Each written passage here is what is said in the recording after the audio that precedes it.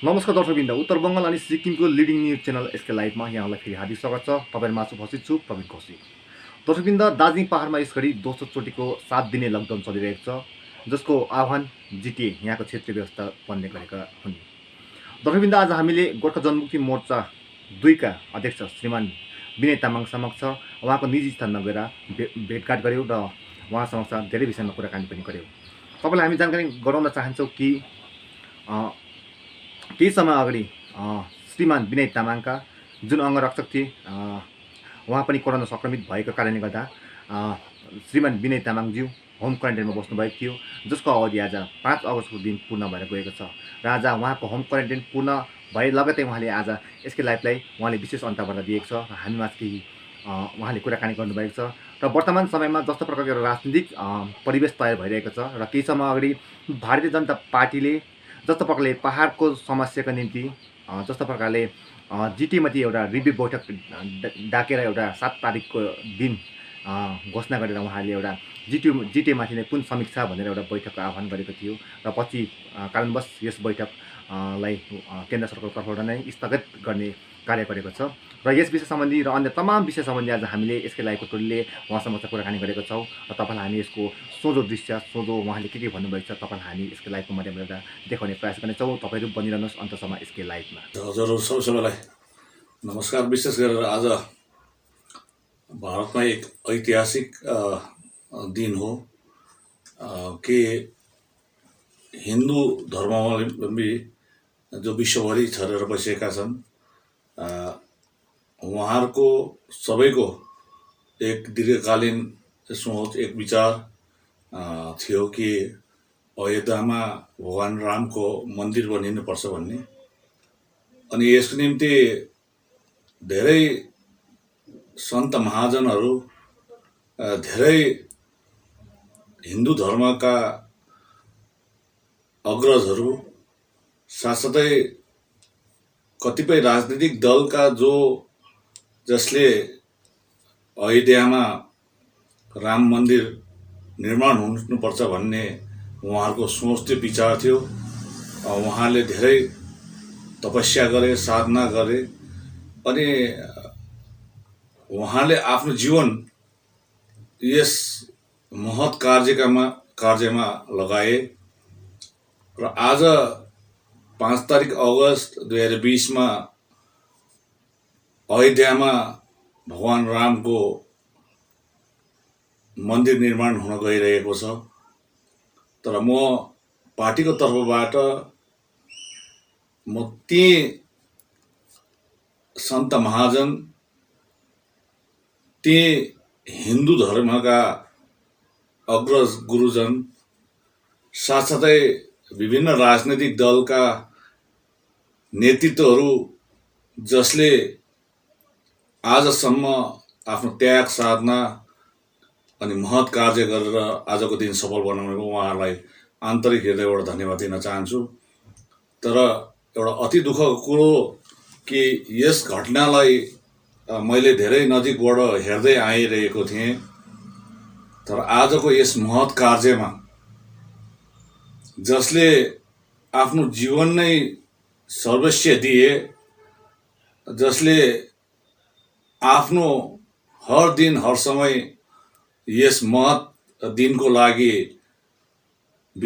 आफ्नो व्यतीत गरे, ती महान व्यक्तित्वहरू जो हिन्दू धर्मका अग्रजहरू, सन्त महाजन अनि राजनीतिक नेतृत्वहरू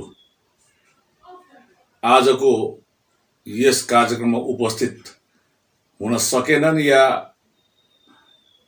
उहाँहरू आउन सकेनन् या उहाँहरूलाई कोले गरेको कुरोलाई मान्यता दिएनन्। यसमा मलाई दुःख लागिरहेको छ। नेपालीमा एउटा उखान छ, काम गर्ने भन्ने ढेँडु हनुमान अनि काम गर्ने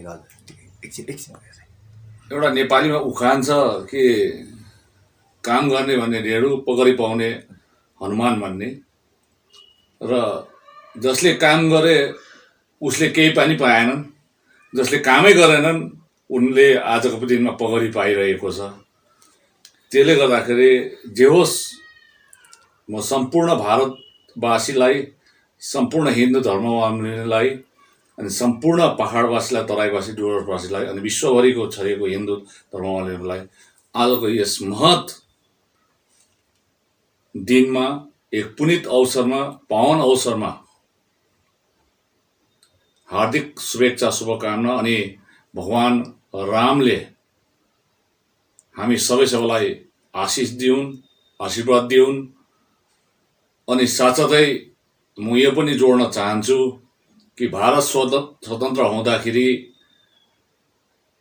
राष्ट्रपिता महात्मा गान्धीले भन्नुभएको थियो कि अब भारतमा राम राज्य फर्किन्छ भन्ने।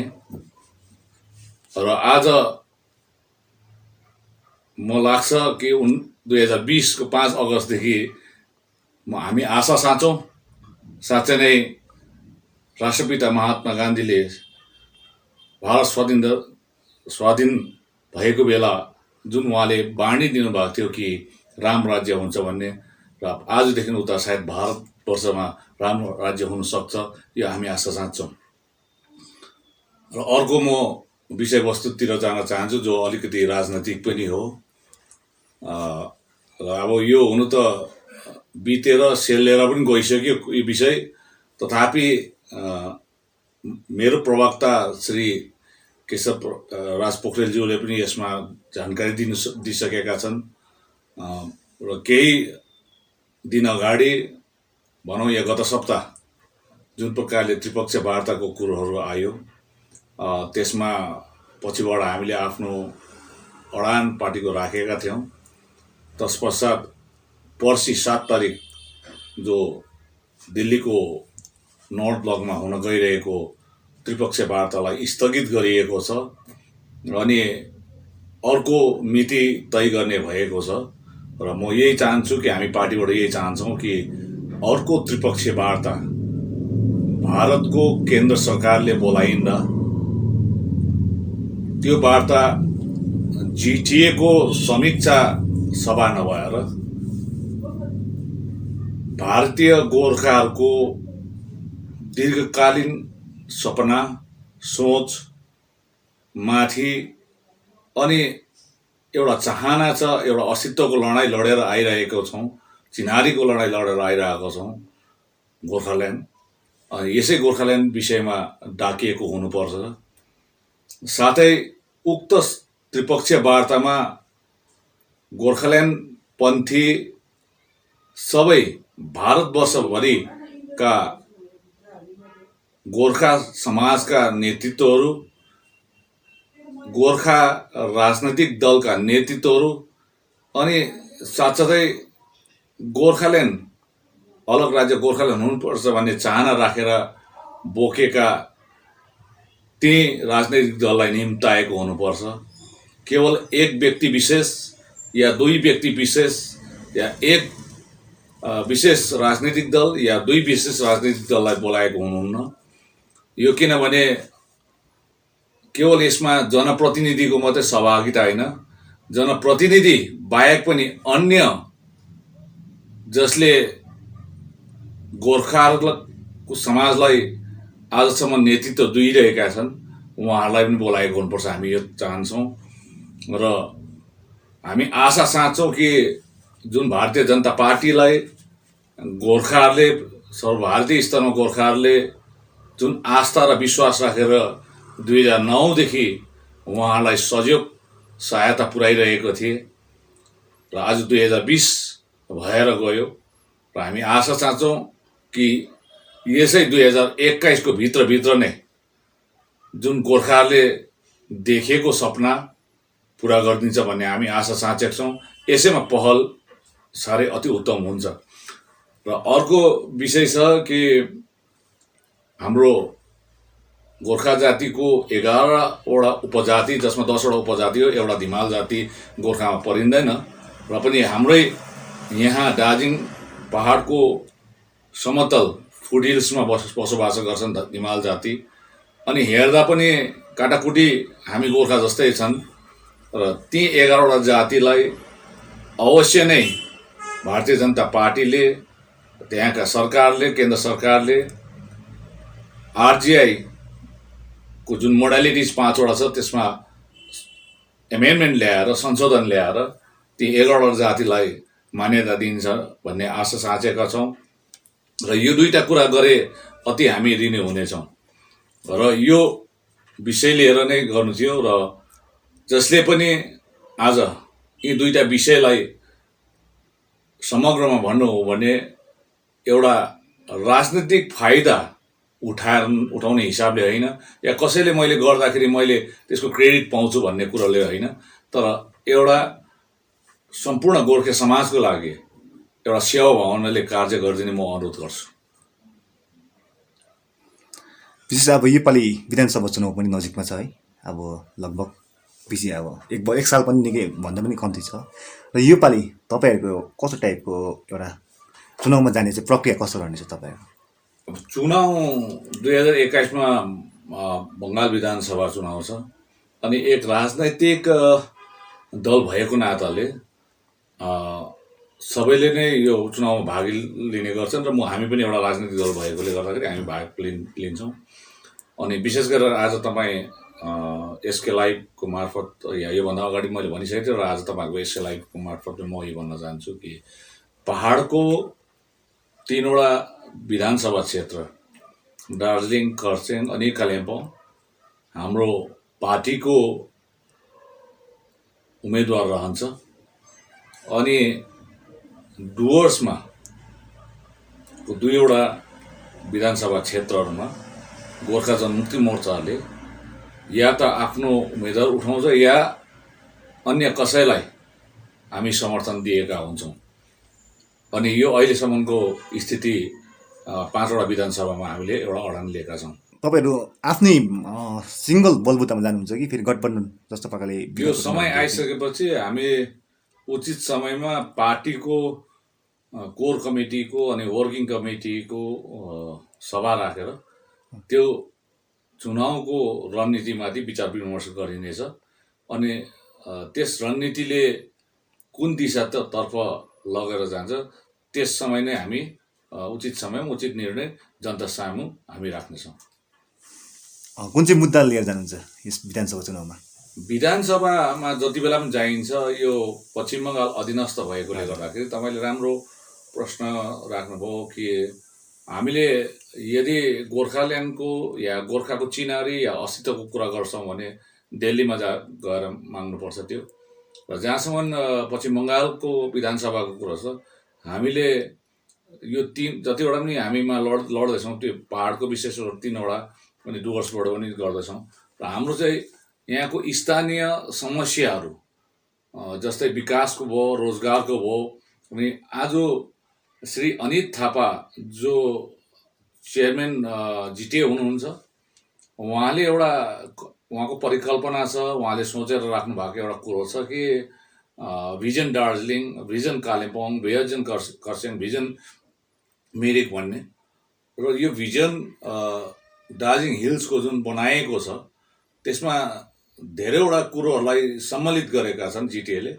अनि त्यसलाई हामीले सफल बनाउनको निम्ति जिटिए एकपट्टि चले तापनि विधानसभामा यदि हाम्रो उम्मेदवारहरू गए अनि ती हाम्रो जितेर गएको उम्मेदवारले चाहिँ त्यो भिजन दार्जिलिङ हिल्सलाई सफल र कार्यमा परिणत गर्ने निम्ति गरिदिनेछ। र यो विशेष गरेर हामीले दार्जिलिङलाई एउटा गरिमामय दार्जिलिङलाई, किनभने दार्जिलिङ एक समय विश्व प्रसिद्ध थियो, आज पनि छन्, तर कहीँ कतै राजनीतिक महत्त्वाकांक्षाले गर्दाखेरि दार्जिलिङ पहाड खोक्रो भएर गइरहेको छ। अब खोक्रो भएको कुरोलाई परिपूर्ति गर्न नै पश्चिम बङ्गालको विधानसभामा हामी चुनेर गएपछि ती कुरोहरूलाई नै जनताको अगाडि स्पष्ट राख्नेछौँ अनि पछि चुनिएर गइसकेपछि पनि हामी त्यही कुरा नै कामको लागि पर्नेछौँ। र अब अन्य कुरो जो हाम्रो चिनारीको छ, हाम्रो अस्तित्वको कुरो छ, हाम्रो गोर्खाल्यान्डको छ, अलग राज्य हुनुपर्छ भन्ने कुरो छ, या त्यो केन्द्रसँग सम्बन्धित कुरोहरू चाहिँ त्यहाँ राख्दैनौँ हामी। केन्द्रसँग सम्बन्धित कुरो केन्द्र सरकारसँगै राख्छौँ, राज्य सरकारसँग हुनुपर्ने राज्य सरकारमा राख्छौँ। अस्ति मैले एउटा मेरो भर्चुअल प्रेस कन्फरेन्समा मैले भनेको थिएँ कि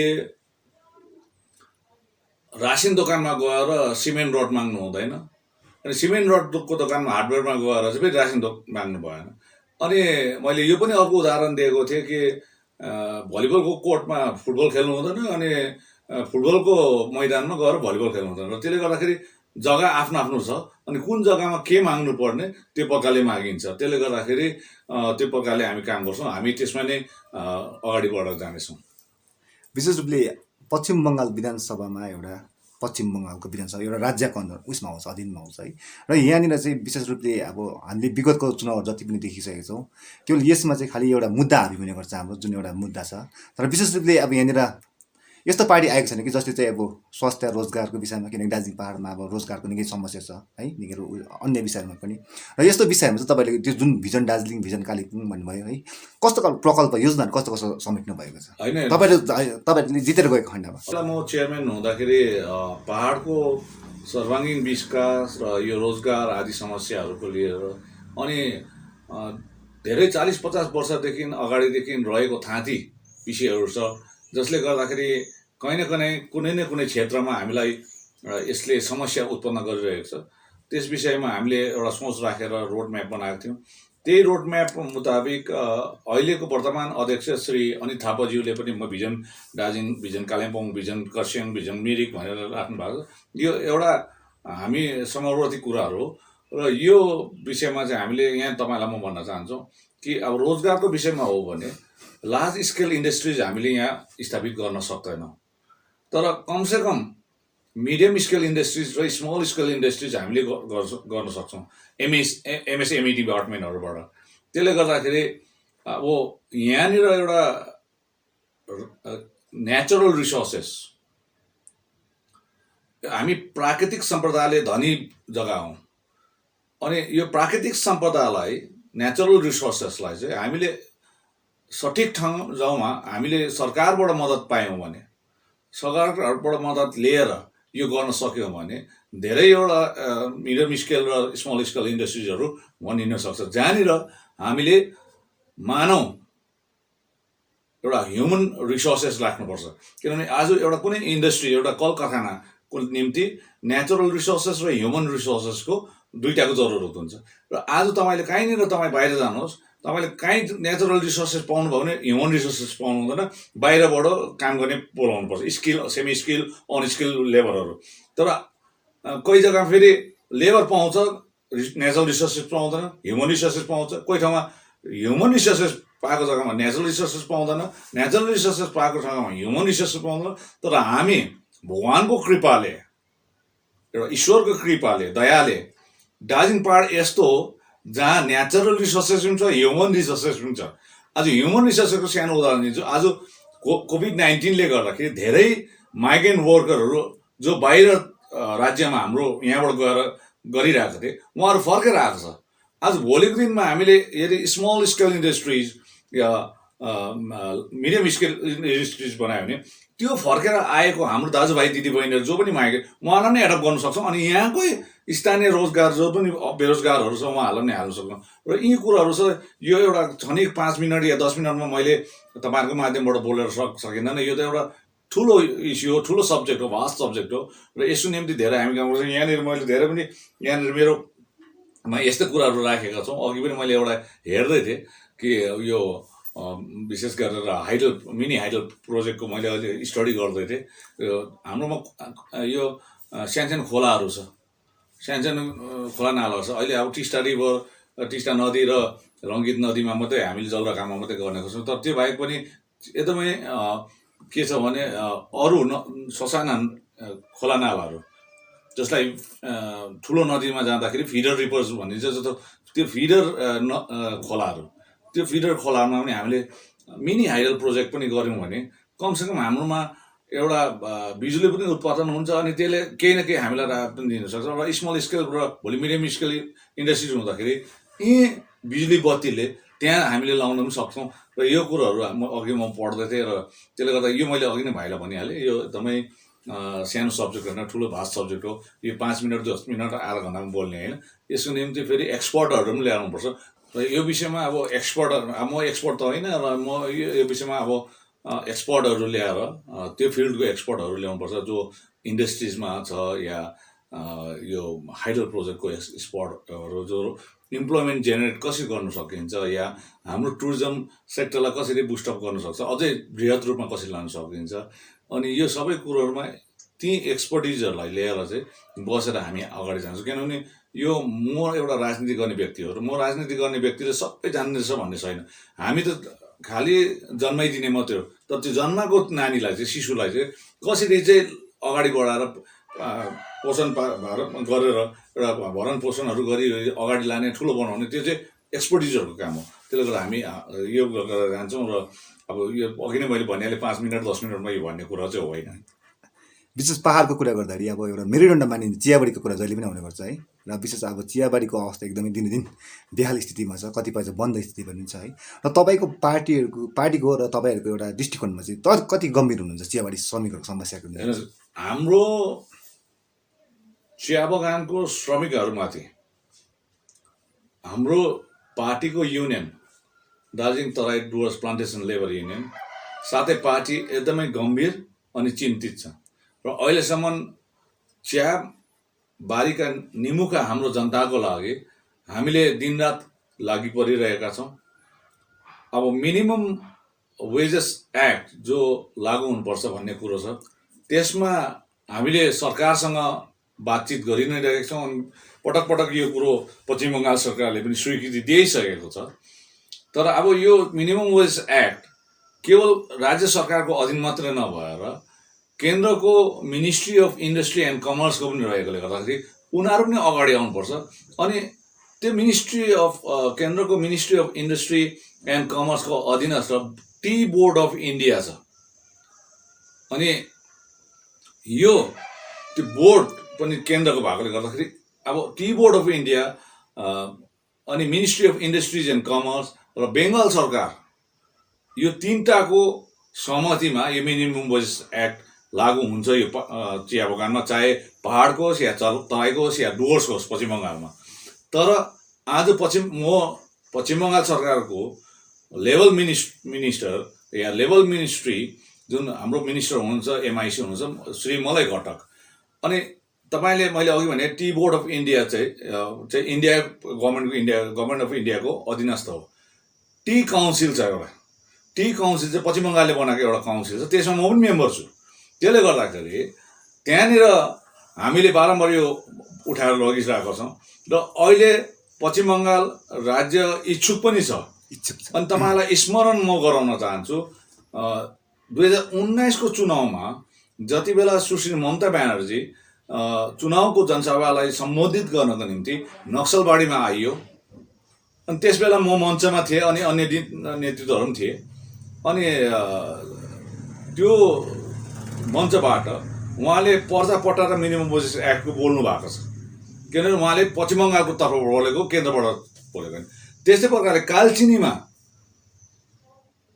जुन एउटा सभा भएको थियो त्यति बेला नै त्यसमा पनि मलाई उपस्थित गराएको थियो अनि त्यति बेला डुवर्स र पहाडको लागि त्यहाँ पनि मिनिमम वेज एक्ट र पर्जापट्टाको उहाँले कुरा गर्नुभएको थियो भनेपछि आज पश्चिम बङ्गाल सरकार हाम्रो कारणले गर्दाखेरि उहाँहरूको दिमाग क्लियर छ कि यहाँनिर पर्जापट्टाको लागि गर्नुपर्छ हामीले काम अनि हामीले मिनिमम वेजेस एक्टको लागि गर्नुपर्छ उहाँहरू गरिरहेको छ तर केन्द्र सरकारले यो गरेको छैन पर्जापट्टा चाहिँ केन्द्र सरकारको अधीनको कुरा होइन यो वेस्ट बेङ्गलको ल्यान्ड एन्ड ल्यान्ड रिफर्म डिपार्टमेन्टको अधीनस्थ भएकोले गर्दाखेरि उहाँले गर्छ पर्जापट्टाको हामीले चाँडो नै सर्वे गर्ने भएको छ केवल यो पर्जापट्टा चाहिँ केवल चियाबारीलाई मात्रै होइन सिन्कुना बगानलाई पनि हो अनि तपाईँले अलिकति अलग एउटा अवस्थामा बसेको छ डिआई फन्ड र डेभलपमेन्ट एरिया उहाँहरूको लागि पनि हो वन बस्तीको त अहिले टाइटल दिइँदैछ भेस्टेड ल्यान्ड छ अनि सिन्कुना बगान यी सबैको लागि हामी गर्दछौँ अनि हामी चिन्तित छौँ र पनि तपाईँको यो एसकेएलएफको मार्फत हामी भन्नुहुन्छ मिनिमम वेजेस एक्ट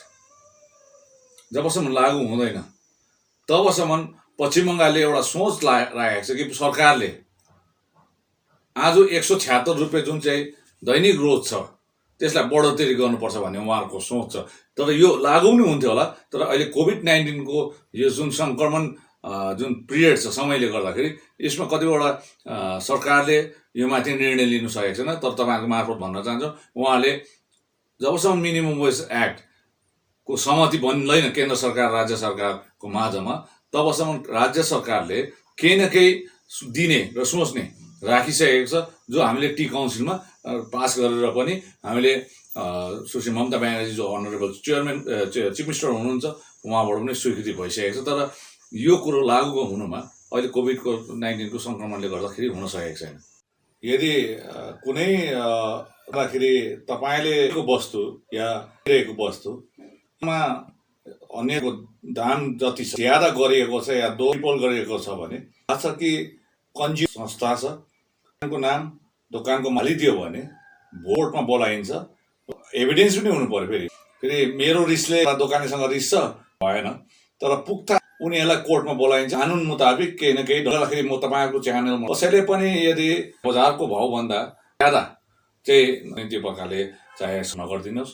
अनि यदि ग्राहकले फोरम छ कन्ज्युमरनु दर्ता सक्नुहुन्छ, तर पुख्ता सबुत छ कानुनले उहाँलाई लिनेछ। अपने सपनों को संजोने के लिए ओम डेवलपर्स लेके आए हैं Shri Shyam farm house villa, जिसकी पहले फेज के सभी प्लॉट्स बिक चुकी हैं और दूसरे फेज की बुकिंग और रजिस्ट्रेशन है चालू। प्लॉट की साइज है 3 से 6 कट्ठा तक, तो देर किस बात की, अभी फोन उठाइए और बुक कीजिए। Shri Shyam farm house villa, Phulbari. Contact number 9609784045 या 9733036000। बहुत जल्द इसके तीसरे फेज की प्लॉट भी लॉन्च होने जा रही है। Great opportunities for class 10 and 12 students. For class 10 student, there is a paramedical course, and for class 12 students, medical course. Minimum fees and bank loan facilities and various diploma degrees also available. Open for all streams. State Nursing Council affiliated to Rajiv Gandhi University and Health Science and Paramedical Board, Government of Karnataka. Adan Paramedical and Nursing College. Contact 80162 35569, Champasari, Siliguri. इक्फा university सिक्किममा admission खुलिरहेको छ। यहाँ विभिन्न कोर्सेसहरू offer गरिन्छ, जस्तै IT, ल, management, hospitality management, hotel management अनि social sciences. Sikkim, GTA अनि north eastern स्टेट्सका स्टुडेन्टहरूलाई 30% फी कन्सेसन र साथसाथै सिक्किम गभर्मेन्ट कोटाबाट आउने स्टुडेन्टहरूलाई 50% फी कन्सेसन प्रदान गरिएको छ।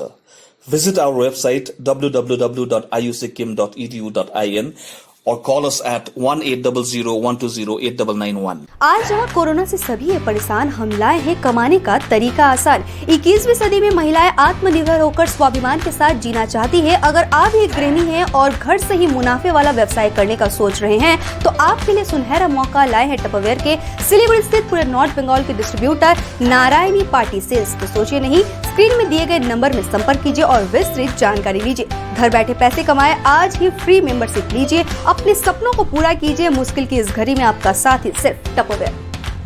आपके विजुअल एडवर्टीजमेंट के लिए एसके लाइव ही बेस्ट ऑप्शन है। एसके लाइव का इस क्षेत्र में 24 घंटा टेलीविजन, एंड्रॉइड ऐप और वेबसाइट पर प्रसारण होता है। सोशल मीडिया पर भी हम उपलब्ध हैं। हमारी व्यूवरशिप 9 लाख से अधिक है। सिक्किम, हैथवे और NXT डिजिटल पर, दार्जिलिंग और कालिम्पोंग में दोनों हैथवे और CCN सेटअप बॉक्स पर, क्लामपुर से लेके मैनागुड़ी हैथवे पर, सिटी केबल पर सिलीगुड़ी और आसपास, नक्सलबाड़ी से पानी टंकी तक NXT डिजिटल में। तो सोचिए नहीं, कॉल करें 7908554308।